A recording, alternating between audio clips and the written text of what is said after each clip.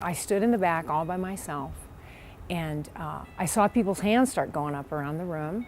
Nothing too crazy, just some hands going up, a little clapping now and then. And I found myself hanging on. I kept my hands on the pew in front of me, hanging on to the pew for dear life, convinced that there is no way anyone's going to make me raise my hands, because that's not what I do. I don't like feeling like I'm in front of people, like performing. So it's never been something that's comfortable for me to do.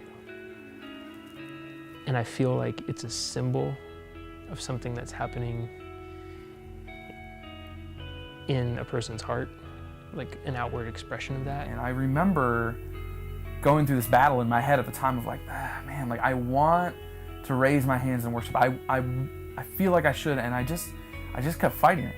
And I remember I went through this whole internal dialogue of, just thinking like, oh, you should just do it. And then I have this thought of, man, but what will she think? Like, what she's saying right next to me, and what about the guy behind me? Like, what are they gonna think? And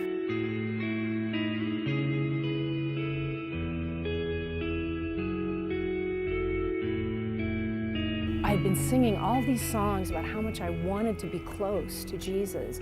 You know, Jesus draw me close, and I want to love you and obey you and worship you. And when I raised my hands, I felt like I was actually getting closer to him somehow. And I remember just like opening up my hands, like opening up my palms and reaching up and just saying, okay, God, like you're gonna do what you're gonna do.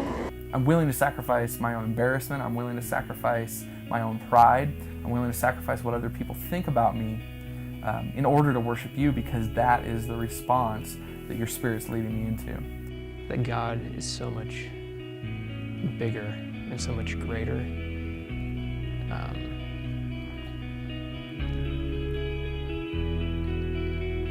That I needed to do something to acknowledge that, beyond just feeling that, like, and acknowledging that in my heart. I mean, He's created us for a purpose, obviously, and He wants to use us, but we have free will. We have to give it over to Him in order for Him to do anything with our lives.